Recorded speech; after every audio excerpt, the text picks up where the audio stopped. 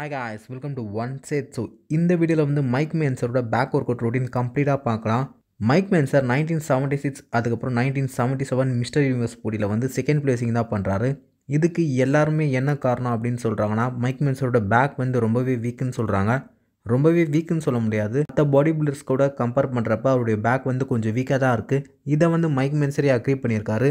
இந்த மாதிரி வீக்கான பேக்கை மைக் மென்சர் எப்படி ஸ்ட்ராங் பாயிண்ட்டாக மாற்றினாரு, என்ன மாதிரி ட்ரிக்ஸ் யூஸ் பண்ணாருன்னு கம்ப்ளீட்டாக இந்த வீடியோவில் பார்க்கலாம் guys. ஸோ கமான் guys, வீடியோக்குள்ளே போகலாம். மைக் மென்சர் அவர் என்னதான் ரொம்பவே ஹெவியாக ட்ரைன் பண்ணாலும் அவருடைய பேக் வந்து கொஞ்சம் வீக்காக தான் இருக்குது. இதுக்கு என்ன காரணம் அவருக்கு தெரியல.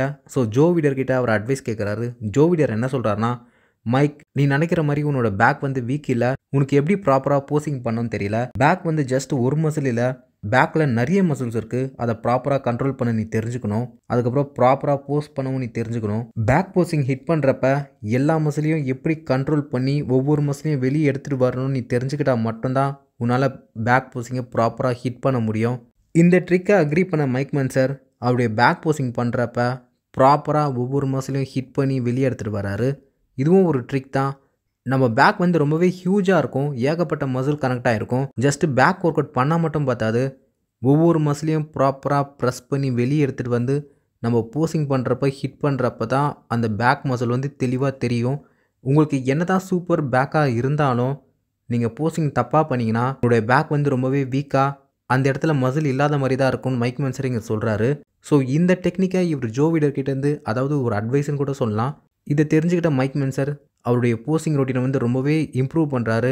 இதனாலே ஒரு பேக் வந்து இன்னுமே நல்லாவே தெரியுதுன்னு சொல்லலாம். இந்த ட்ரிக் மட்டும் இல்லை, அவருடைய ஒர்க் அவுட்டையே கொஞ்சம் ஹெவியாக மாற்றிட்டாரு. பேக் வந்து ரொம்பவே பெரிய மசில்ன்றதுக்காக அவர் நிறைய வெரைட்டி ஆஃப் ஒர்க் அவுட் வந்து ஆட் பண்ணுறாரு. ஸ்டில் அவர் வந்து ஹெவி டியூட்டியில் இயர்லி ஸ்டேஜில் தான் இருக்கார். இந்த ரொட்டீன்லேயும் கொஞ்சம் வால்யூம் அதிகமாக தான் இருக்கும். ஸோ அது என்ன மாதிரி ஒர்க் அவுட்ன்றதை நம்ம தெளிவாகவே இங்கே பார்க்கலாங்க. அவருடைய ஃபஸ்ட்டு பேக் ஒர்க் அவுட் என்னவா இருக்குன்னா, நாட்டுலியஸ் புல் ஓவர் மிஷினில் புல் ஓவர் பண்ணுறாரு. அது முடித்த உடனே சூப்பர் செட் ஃபேஷன், அதாவது ப்ரீ எக்ஸாஸ்ட் சூப்பர் செட்டுன்னு சொல்லுவாங்க. இது முடித்த உடனே க்ளோஸ் கிரிப் அண்டர் ஹேண்ட் சின்னப் பண்ணுறாரு. இந்த மாதிரி 2 சைக்கிள்ஸ் பண்ணுறாரு.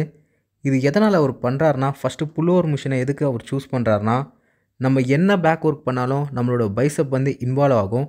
இதனால் நம்ம பேக்கை ஹிட் பண்ணுறதுக்கு முன்னாடி நம்மளுடைய பைசப் வந்து ஃபேட்டிக் ஆகிடும். இதனால நம்ம பேக்கை வந்து ப்ராப்பராக ஹிட் பண்ண முடியாது. அதுக்காக தான் நம்ம மைக் மென்சர் வந்து ஃபஸ்ட்டு நாட்டுலியஸ் மிஷின் யூஸ் பண்ணுறாரு. எதுக்கு யூஸ் பண்ணுறாருனா, நாட்டுலியஸ் மிஷின் யூஸ் பண்ணுறதுனால நம்ம பைசப்பை வந்து இன்வால்வ் பண்ணாமலே நம்மளுடைய பேக்கை வந்து ஃபுல்லாக ஃபேட்டிக் பண்ண முடியும். அதனால் அவருடைய பேக்கை வந்து ஃபுல்லாகவே ப்ரீ எக்ஸாஸ்ட் பண்ணிட்டு உடனே சூப்பர் செட் ஃபேஷனில் வந்து க்ளோஸ் கிரிப் சின்ன பண்ணுவார். இப்படி பண்ணுறதுனால அவருடைய பைசப் வந்து ஃப்ரெஷ்ஷாக இருக்கும். அவரால் தன்னுடைய பேக்கை வந்து இன்னும் ஸ்ட்ராங்காகவே ஹிட் பண்ண முடியும். பியாண்ட் ஃபெயிலியரும் அவரால் எடுத்துகிட்டு போக முடியும்னு சொல்கிறாரு. ஸோ இதுதான் ப்ரீ ஃபேட்டிக் சூப்பர் செட். இதை வந்து 2 சைக்கிள் பர்ஃபார்ம் பண்ணுவேன்னு சொல்லியிருக்காரு. அதாவது 2 செட்ஸ்ன்னு நம்ம சொல்லலாம். இது முடித்த உடனே long pull on cable 2 sets அப்படின்னு போட்டிருக்கு. லாங் புல் ஆன் கேபிள்னால் அது என்ன ஒர்க் அவுட்னு எனக்கு தெரியல. சில ஒர்க் அவுட் ரொட்டீனில் அவர் பார்பல் ட்ரோவை கூட இன்க்ளூட் பண்ணியிருக்காரு. ஸோ லாங் புல்லை ஆன் கேபிள்னால் மேபி ஒயிட் கிரிட் புல் டவுனாக இருக்கும், இல்லைனா எந்த மாதிரியான கேபிள் மூவ்மெண்ட்டு தான் இருக்கும், அது என்னன்னு தெரியல. பட் சில ஒர்க் அவுட் ரொட்டீனில் அவர் என்ன இன்க்ளூட் பண்ணியிருக்காருனா, பார்பல் ரோவை வந்து இன்க்ளூட் பண்ணியிருக்காரு. இது வந்து 2 சைட்ஸ் 8 ரெப்பிடேஷன் பண்ணுவார். இது முடித்த உடனே 1 ஆர்ம் டம்பிள் ரோ பண்ணுவார். அதுவும் 2 செட்ஸ், அதுக்கப்புறம் 8 ரெப்பிடேஷன் பண்ணுவார். ஸோ அவ்வளோதான் அவருடைய பேக் ஒர்க் அவுட்டே. மொத்தமே 6 செட்ஸ் தான் பண்ணுறாரு. இப்படி பண்ணுறதுனால அவருடைய பேக் ஹோல் ஏரியாவை அவரால் ஹிட் பண்ண முடியும். இந்த ஹெவி ஒர்க் அவுட் மூலமாகவும் அதுக்கப்புறம் அவருடைய போசிங் பர்ஃபார்ம் பண்ணுறதுனாலையும் அவருடைய பேக்கை வந்து ரொம்பவே சூப்பராகவே டெவலப் பண்ணிட்டாரு.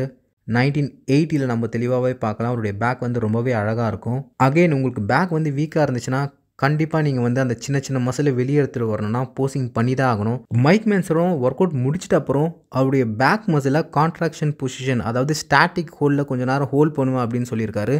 இப்படி பண்ணுறதுனால அவருடைய ஹோல் பேக், அதாவது அந்த மொத்த பேக்கில் இருக்கும் சின்ன சின்ன மசிலையும் இன்னும் அதிகமாகவே தெளிவாகவே அந்த கட்ஸை நம்மளால் பார்க்க முடியும், அதாவது ஜட்ஜஸால் பார்க்க முடியும். ஸோ அவ்வளோதாங்க இந்த வீடியோ. ஏதாச்சும் டவுட்னா கமெண்ட்டில் கேளுங்க. ஸோ பாடி பில்டிங் இன்ஃபர்மேஷனை பற்றி தெரிஞ்சுக்கணும், நம்ம சேனல் சப்ஸ்கிரைப் பண்ணிக்கோங்க. தேங்க்ஸ்.